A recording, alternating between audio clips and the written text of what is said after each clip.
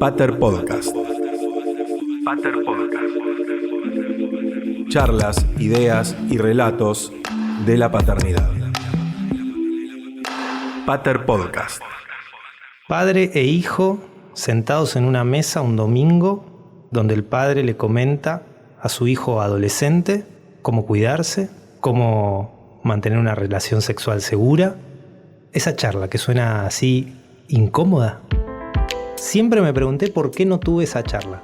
Y una vez que me lo pregunté en el psicólogo, mi psicólogo me respondió medio tajantemente: eso pasa en las películas. Tal vez porque varones verbalizando cuestiones incómodas es casi ciencia ficción. Pero fuera del chiste, es cierto que cuesta muchísimo todavía. Nosotros, vos, yo, no somos tan grandes de edad. No es que venimos de la época victoriana y sin embargo, la represión sobre la sexualidad y sobre conversar acerca de esos temas ha sido y sigue siendo muy grande. Mi recuerdo para aportar en este sentido, no voy a hacerlo autorreferencial porque acá estamos hablando de varones, entonces me voy a ir, en vez de a la charla de casa o a la no charla, me voy a ir a la escuela, donde una vez al año había una charla que quedaba a cargo de una multinacional, la que fabrica tampones, esos que tienen glifosato. Venían a la escuela a hablarnos de sexualidad o de cambios en el cuerpo y, claro, separaban a las nenas de los nenes, porque no vaya a ser que un varón oiga hablar de menstruación. Para situarme el año. Y 2000, 2001, 2002, más o menos cuando nosotros teníamos 10, 11 años. Digo, no fue hace tantísimo tiempo. Y no creo que siga pasando al nivel de separar nenas de varones, aunque me reservo ahí la duda, pero digo, así nos han constituido después como personas adultas y así después te encontrás con varones que te preguntan, ¿vos podés controlar el sangrado? ¿Cómo es eso? Es como ir a hacer pis. Y una se puede reír, qué ignorante este chabón, pero en realidad nunca nadie se los explicó. Así como a nosotras no nos han explicado demasiado, pero medio que lo vivenciás en tu propio cuerpo. A mí también me pasa similar, con la diferencia de que yo iba a una escuela católica de monjas y teníamos la materia salud y adolescencia, donde no recuerdo que hayamos hablado nada de todo lo que venimos hablando ahora, y donde me encontré que a los 30 años, cuando iba a ser papá, me iba enterando de cosas sobre la marcha, como me había pasado incluso muchos años de mi vida, y en el médico empezar a entender qué pasaba con el cuerpo de la persona que gesta. Digo, también debe haber algo de eso en la no educación que tuvimos. Y ahora que tenemos esta ley nacional de educación sexual integral que deberían cumplir obligatoriamente todas las escuelas, me parecía importante hablar de la ESI y la paternidad. No en clave de, lo médico, digo, el cuerpo de la mujer cambia así, las caderas se ensanchan. No en eso necesariamente, sino ¿qué de ahí hay para empezar a construir esto que decíamos, ¿no? Otras paternidades. Un temazo, porque de maternidades adolescentes hablamos mucho y está bien que así sea. Además, no siempre que hay una maternidad adolescente hay una paternidad adolescente. De hecho, muchas veces no, pero sí las hay, sí existen. A veces siento que se focaliza la cosa también vinculada a la ESI, en la violencia de género, en los abusos, que me parece que está bien, que es válido, que es perfecto, que es lo urgente quizás. Pero no sé qué pasará con los debates sobre reproducción y paternidades. Y me parece que estaría bueno hablar con alguien que esté investigando estos temas para meternos un poco en ese mundo y para ver qué hay de todo eso. Mi nombre es Daniel Jones, nací en Trelew, en la provincia del Chubut. Tengo 43 años, un hijo de 12 años recién cumplidos que se llama León, al que crío la mitad del tiempo porque estoy separado con su mamá. Tenemos un arreglo igualitario. Estudié Ciencia Política en la Universidad de Buenos Aires, donde me doctoré en Ciencias Sociales, y para doctorarme hice una tesis sobre sexualidades de adolescentes. Actualmente soy investigador independiente del CONICET y profesor de Teoría Sociológica en el área de género de la carrera de Sociología de la UBA. En los últimos tiempos me dedico a investigar y activar sobre temáticas de masculinidades. Pensaba que en la ESI está muy linkeada, al menos mediáticamente, con el tema de prevenir el abuso sexual, con el tema de erradicar las violencias por motivos de género. Digo, en todo este repaso que vos vas haciendo, que vos fuiste estudiando también la ESI, ¿qué pasa con el tema de las paternidades o los varones a los cuidados? Digo, ¿son temas que se abordan, que todavía no llegamos a esa instancia? ¿Cómo lo fuiste viendo? Bueno, primero decir que la ESI es una construcción muy dinámica, ¿no? La ley se aprueba en 2006, se establecen los lineamientos curriculares en 2008.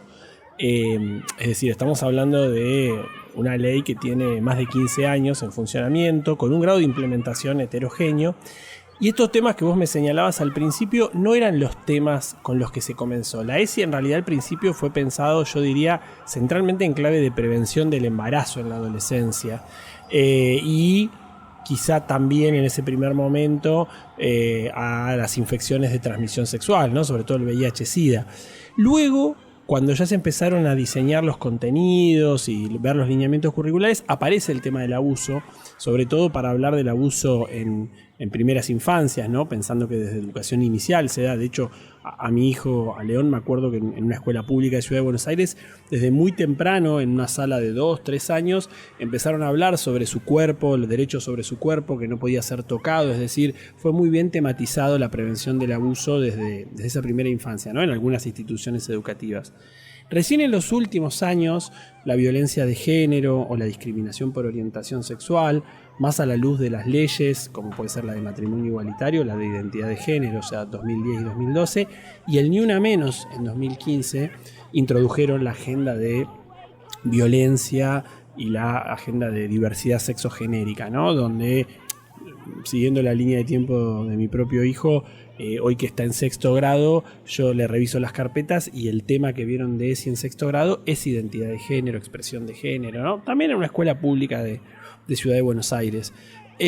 Ahora, las temáticas de masculinidades han ingresado muy poco, porque en general la idea de la ESI era vincularla más a sexualidad y reproducción en un momento, y luego a mujeres y desigualdades. Entonces, masculinidades y paternidades era como un tema, yo diría, invisibilizado, ¿no? Porque el problema eran, en todo caso, las posibles madres en la adolescencia. No había una pregunta por si el padre era, por ejemplo, otro adolescente. Esto que vos me señalás en forma de pregunta tiene un correlato en la falta de estrategias para retener en la institución educativa a los padres adolescentes, ¿no?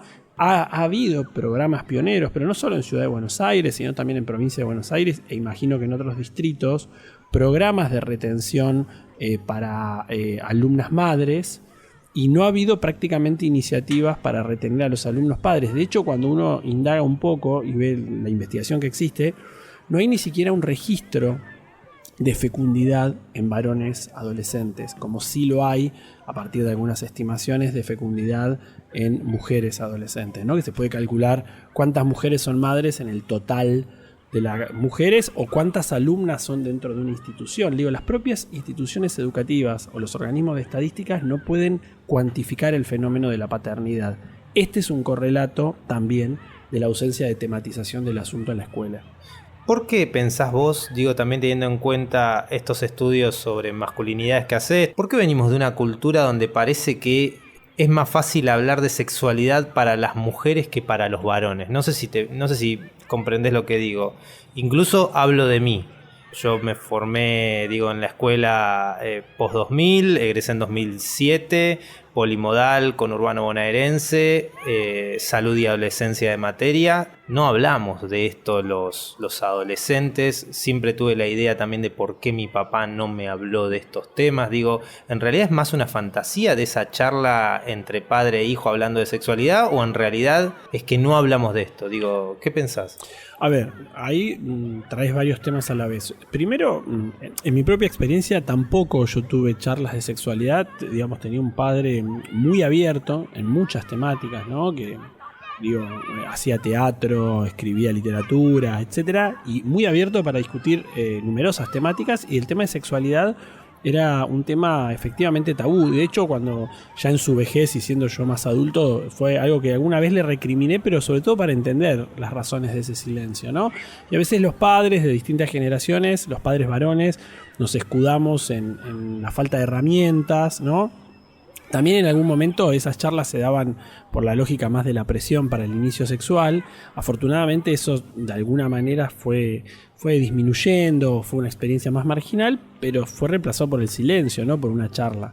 También los adolescentes podemos tener, los varones en nuestra adolescencia, ciertos tabús para hablar, ¿no? Los tabúes para hablar de nuestra sexualidad con nuestros padres. No sé si necesariamente son los únicos o los interlocutores preferenciales. Yo por eso creo que la escuela sí debe tematizar este asunto. Ahora, yendo al segundo punto, de tematizar el asunto de la sexualidad de varones y de mujeres, y por supuesto dentro de esos varones y mujeres las disidencias sexogenéricas, porque no está garantizado de antemano que eso suceda en el hogar y hay ciertas cuestiones vinculadas al ejercicio de derechos y el cuidado de la salud, sin hablar, que también sería deseable, el ejercicio de una sexualidad placentera, que si no son tematizados en la escuela queda librada la suerte que le toca a cada quien en su hogar.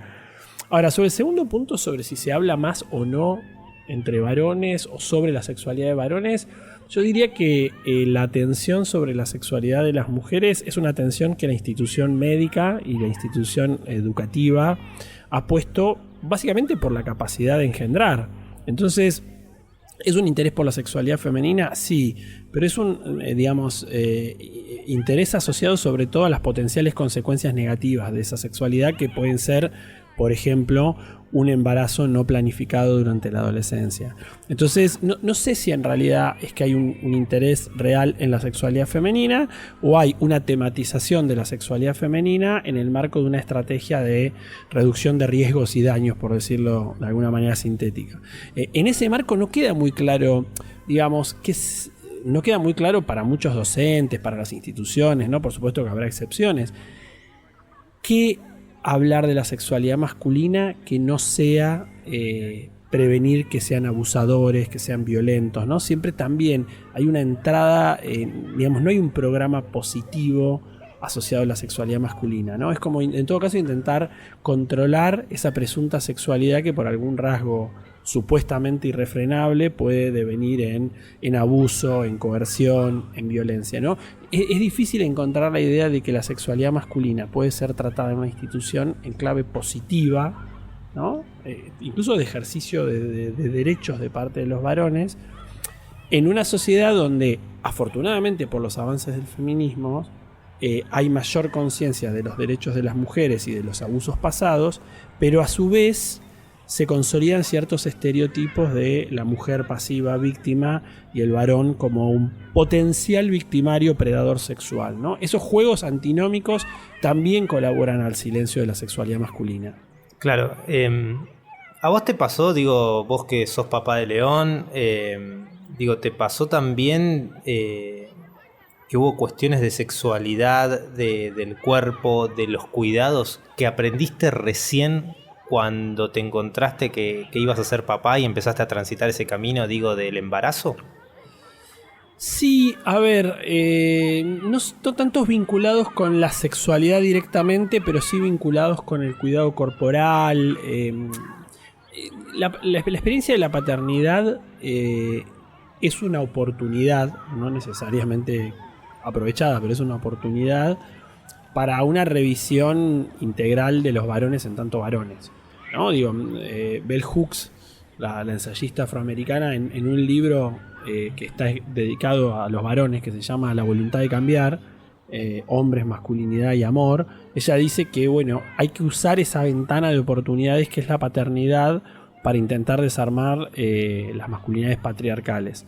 Y en ese marco yo creo, mi experiencia y la experiencia de muchos de mis amigos, es que las tareas de cuidado y de crianza, si son asumidas con responsabilidad y como algo de aprendizaje, nos brindan una chance a los varones de revisar nuestra propia relación con nuestro cuerpo, ¿no? Porque incluso, hay miedos que surgen cuando sos padre, que antes, cuando no sos padre, te sentís invulnerable, ¿no? Digo, miedos con respecto a tu hijo, el miedo de que tenga un accidente, pero hasta los miedos que uno tiene sobre sí mismo en función de si a mí me pasa algo, ¿qué va a pasar con mi hijo? Entonces, creo que lo que señalás es correcto en términos de la paternidad como una oportunidad reflexiva para modificar esa relación, y si uno aprovecha la oportunidad para pensar la relación con el cuerpo propio y el cuerpo de los demás más en general, ¿no? Porque digo, uno también ve por su pareja, si está embarazada, por amigas, por compañeras de trabajo, uno puede tener alguna sensibilidad acerca de, bueno, violencias obstétricas, maltratos, digamos, son unos anteojos, unas gafas que uno tiene la posibilidad de ponerse para observar.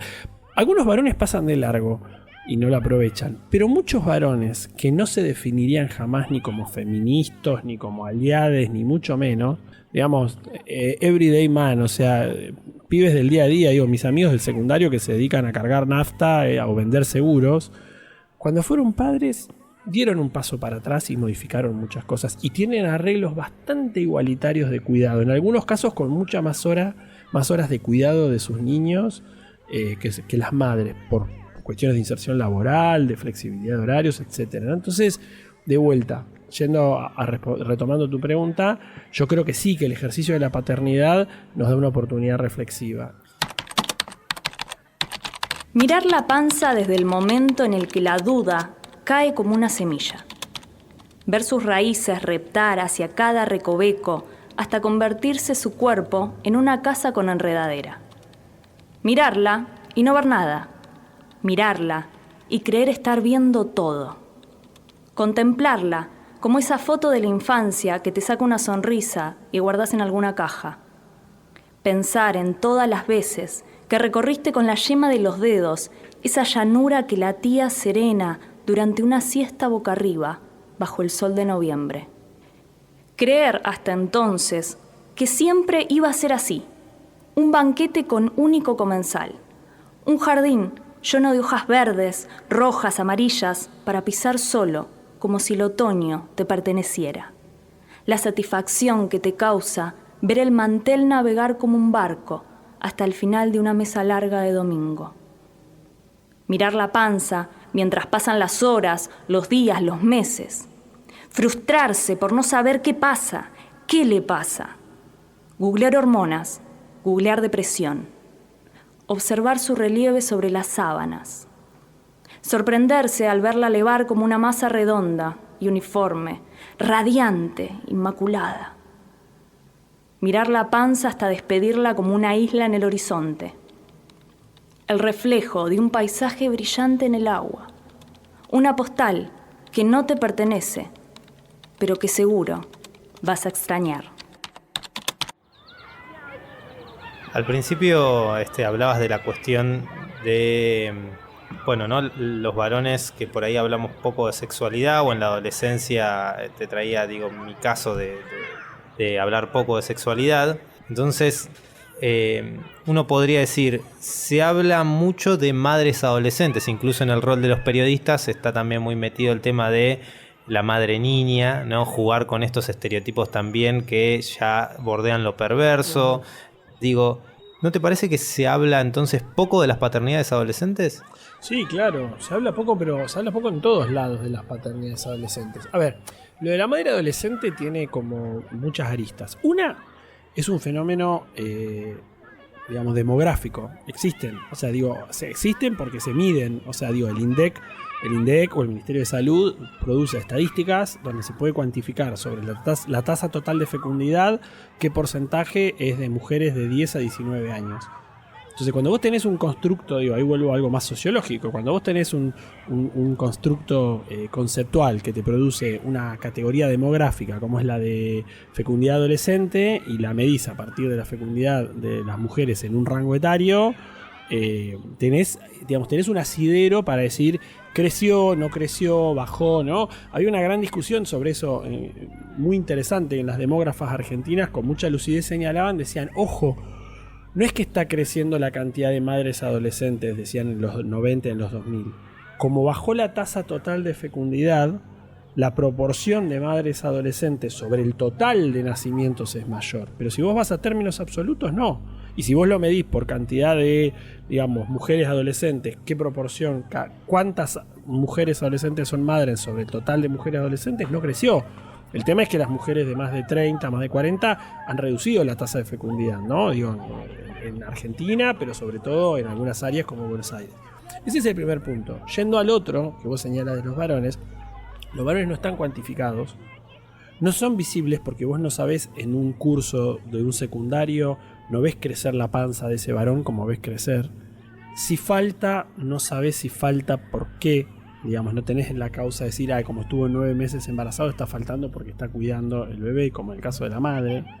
Entonces vos tenés ausencia en los medios de comunicación, ausencia en los constructos estadísticos, ausencia en las estrategias, en la gran mayoría de las estrategias de retención escolar, que arman programas que dicen madres y padres adolescentes, y después en los hechos, cuando vos vas a las investigaciones, no pueden las personas encargadas identificar, porque no hay una estrategia de búsqueda de esos padres adolescentes. Y después también está el tema de desconocer quiénes son las parejas de esas madres adolescentes, ¿no? Entonces la idea de que, bueno, en algunos casos son abusos intrafamiliares, pero en otros casos ni siquiera son embarazos no deseados. Son embarazos en la adolescencia que en algunos casos podrían ser no intencionales o no planificados, pero digamos, también está muy discutida la idea de no deseabilidad del embarazo, ¿no? Había hecho un paper muy famoso, era el deseado embarazo no deseado. Y en el caso de los varones también se presupone que para todos los varones ser padre en la adolescencia es una suerte de tragedia vital. Y eso es un pensamiento adultocéntrico y clase media, que lo que hace es pensar que esos varones que son padres en la adolescencia interrumpen una trayectoria educativa, laboral. Digo, como si todos los varones que cuando son adolescentes tienen a disposición las posibilidades educativas y laborales. Muchos de esos pibes que son padres en la adolescencia, en sectores populares, son pibes que no van a llegar a la universidad. Muchos de esos pibes son pibes que no van a llegar a un empleo formal.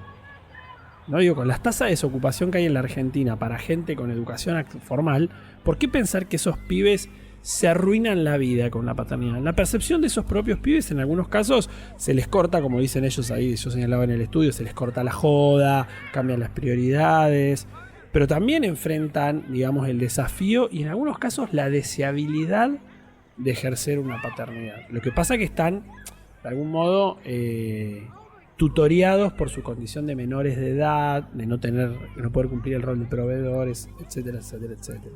Claro, me interesa esto que estás diciendo, porque uno tiene el recuerdo de haber pasado por esa etapa y pensar en la idea de dejar embarazada, te lo planteo así, dejás embarazada a una chica y te arruinaste la vida, ¿no? Está muy instalado eso. Está recontrainstalado, está instalado para las mujeres adolescentes y para los varones. Yo diría que para las mujeres peor porque no pueden desentenderse de la responsabilidad.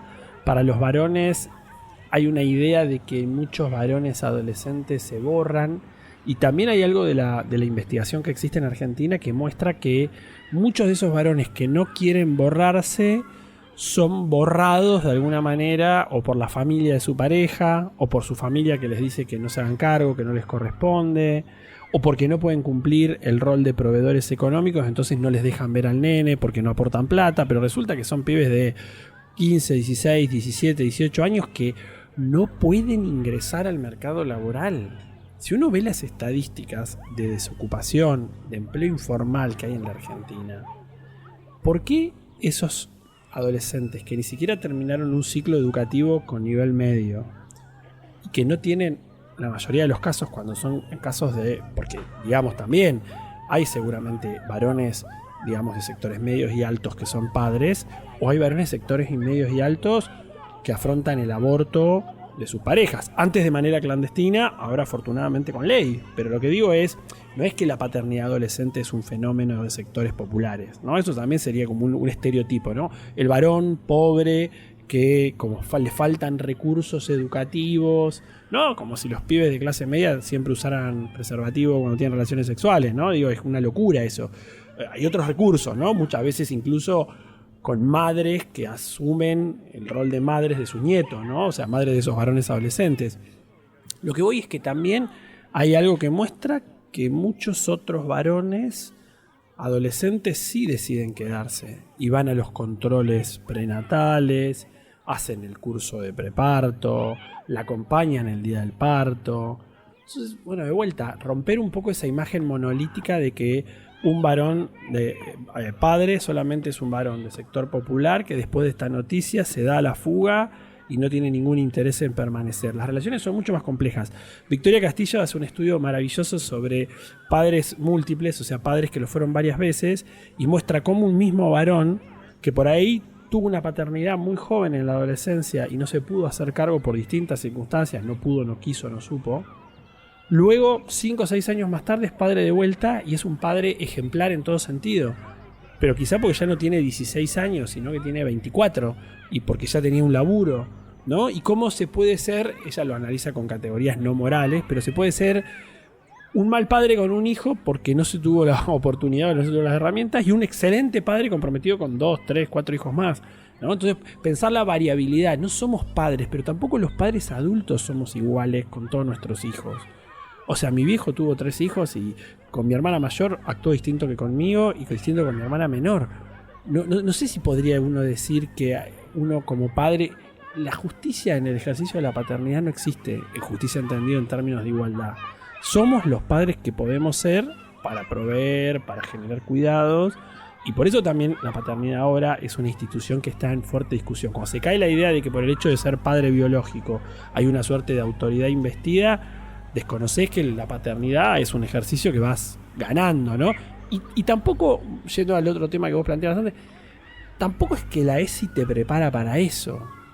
Como que la ESI en todo caso apuntaría a prevenir que no seas padre, ¿no? Pero no te dice qué hacer si sí fueras padre, ¿no? ¿No? Es como...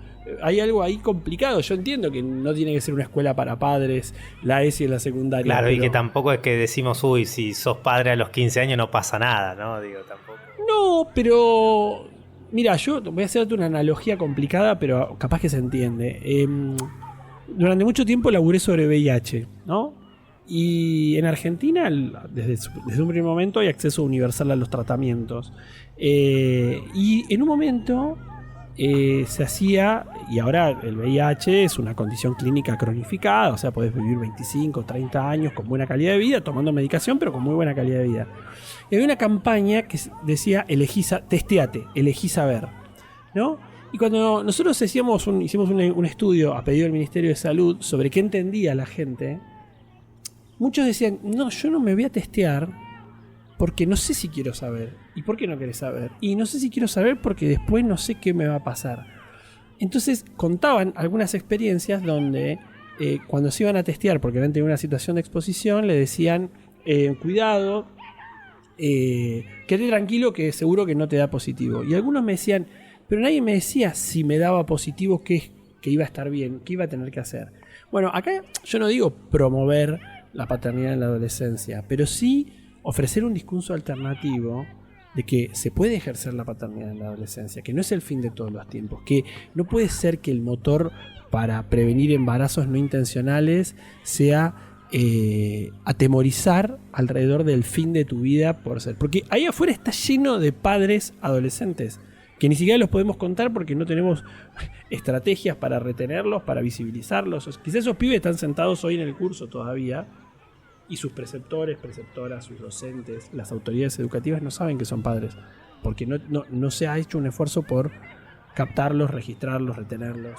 La verdad es que, este podcast parte de un papá que se puede dar el tiempo, que puede tener ciertas condiciones para pensar en esto, mientras otros no pueden hacerlo, ¿no? E insisto, saliendo de esa idea de ponernos en una guía práctica, vos sos papá, yo soy papá, los dos coincidimos en que somos papás de, al menos en mi caso, de un varón, por más que sea un niño y tenga todo un devenir por la vida. Y esta cuestión, por más que mi hijo ahora es muy chiquito, uno sabe que va a estar o está de Bueno, y cuando llegue la adolescencia, y la adolescencia pensada como una etapa, qué difícil que va a ser cuando salga, cuando haya que esperarlo a la noche y hablarle de que se cuide y qué sé yo. Digo, vos en tu caso también, y teniendo un hijo y habiendo estudiado todo esto, ¿qué pensás de eso? Digo, ¿pensás a veces en la idea de, cómo le hablaría a León o qué le diría o cómo vivís esa instancia? A ver, primero sí reconocer que es un privilegio, poder tomarse el tiempo para pensar de estos asuntos. Pero también señalar que muchos padres son buenos padres en un sentido práctico, sin tanta reflexión y discurso. Yo no creo que, ser un padre reflexivo necesariamente garantice un ejercicio más efectivo de la paternidad, ¿no? Somos padres como podemos, en las condiciones que podemos, ¿no? A veces trabajando muchísimas horas por día, poder apartar un tiempo para charlar esto, pero también saber que, sostener económicamente, proveer económicamente, aun cuando sea compartido con una compañera o con la madre de tu hijo, aunque no sea tu pareja, es un esfuerzo. Con lo cual a veces somos padres que estamos cansados, que respondemos mal. Yo sí lo que creo, varias cosas. Una es que la autocrítica y volver sobre tus pasos es algo que te salva en muchos ámbitos de la vida, y la paternidad no es una excepción. No, yo muchas veces le pido disculpas a León, desde que es chico. O sea, hago algo, le digo algo, ¿no? Muchas veces, por ejemplo, para poner un límite, y por ahí el límite estaba bien puesto o estaba bien la intención, pero se lo dije mal, le grité o lo reté en exceso, ¿no? Entonces, un primer punto es, hay algo de ensayo y error en el ejercicio de la paternidad, que mientras que vos seas conscientes de que hay error y puedas recapitular y reconocerlo adelante de la persona a la que paternás, a mí me parece un montón eso me parece un montón. Otra cuestión que me parece importante es el respeto a lo que el pibe o la piba, en este caso hijos varones, quieren hablar. O sea, pero esto ya sucede desde antes de la adolescencia, ¿no? En la preadolescencia, en lo que fuera, que uno a veces quiere charlar de ciertos temas que son intereses de uno como padre, y quizá a tu hijo no le interesan, ¿no? Entonces también ser un poco permeable y flexible con respecto a, cuál es la agenda de los temas que te interesan. A veces los pibes se cuelgan y te hablan de cualquier cosa, y vos querés hablarle de algo que te parece importante y es importante para vos y no para él. Yo diría que un segundo punto ahí, si el primero era la autocrítica, el segundo punto para mí es cierta flexibilidad para consensuar de qué se habla y cuándo se habla, ¿no? Y encontrar el momento, como el sentido de la oportunidad. Yo me he encontrado muchas veces en situaciones muy ridículas de querer sentarme en la mesa a hablar de un tema con él, porque me parecía importante, por ejemplo, el bullying escolar, ¿no? Y si le estaban haciendo bullying o no a un compañero, y si le hacían bullying por qué, si era por el cuerpo, por la sexualidad. Yo quería como entender, y me daba cuenta que se parecía mucho al interrogatorio policial, no funcionaba. Entonces, de golpe, vamos a andar en bicicleta y estamos en la bicisenda y vamos avanzando, y de golpe le empieza a contar algo que pasó en el grado. Y tener una escucha activa y sensible, y decir, y tirar de esa cuerda, ¿no? Tirar del piolín como para ver qué desatás de ahí. Entonces yo diría también que ese es otro punto, el tema de la escucha activa. Y después también reconocer que la institución de la paternidad es hiperfalible, que mientras que no hagamos daño adrede y tengamos como la flexibilidad para cambiar, para escuchar, para ver también los cambios de época, y que realmente busquemos lo que es mejor para nuestros hijos, nos criaron generaciones de padres que se mandaban una cagada tras otra sin tener mucha autocrítica. No puede ser tan difícil ejercerlo bien, ¿no? Yo a veces cuando dicen no, y yo la verdad que veo mucha gente, muchos varones de distintas clases sociales, quiero decir esto porque es importante, muchas clases sociales de distintos niveles educativos, que son buenos padres en su ejercicio práctico, que se ocupan, que le dan de comer a los pibes, que los llevan al fútbol, que los cuidan en el deporte, que comparten, que lo escuchan, que laburan más para comprarle un regalo, que intentan pasar tiempo de calidad, ¿no? Y esto lo veo en distintos sectores sociales. Por supuesto que si vos laburás 12 horas por día para parar la olla y tenés que levantarte a las 4 de la mañana, se te complica ser un padre presente. Pero yo soy bastante esperanzado, ¿no? Que no es lineal. Y padres que, teniendo todas las condiciones materiales, nunca conectan con esa experiencia de la paternidad. Pero esto tampoco es tan novedoso, ¿no? La diferencia con lo que pasó en otras generaciones es que ahora hay una conversación pública sobre la paternidad. Salen libros, ¿no? Salen, podcast, hay discusiones en Facebook o en Twitter o en Instagram. En las aulas surge, se empieza a visibilizar un poco, el ejercicio de la paternidad. Uno charla con otros padres sobre cómo es ser padre en la plaza, en el club, ve modelos de paternidad, pero tampoco sé si esto es tan novedoso. O sea, lo novedoso creo que es que hay una discusión pública, pero hace 50 años Florencio Escardó con Eva Giberti sacaron Escuela para Padres, que estaba orientado para padres y madres, y fue un libro que fue bestseller en la Argentina, ¿no? Y traían un psicoanálisis que se popularizaba, se divulgaba, ¿no? Raskowski en la década del 70, los padres que decidieron no ponerle ningún límite más a los hijos leyendo Raskowski, bueno, lo mismo. O sea, siempre hubo una pregunta ahí, nunca fue tan inercial. Sí hubo padres que lo hicieron inercialmente y salió como le salió, y otros padres que siempre se han hecho preguntas. Pero creo que es un recontra privilegio, por eso cuando a veces se estigmatiza a los padres adolescentes, ¿no? Habría que ver si esos padres adolescentes tuvieron la oportunidad de paternar, si las familias de adultos le dieron las posibilidades, si las instituciones educativas los acompañaron, si el sistema de salud les dio un espacio en los controles en el parto y no les vulneró derechos por ser adolescentes, por ser pobres.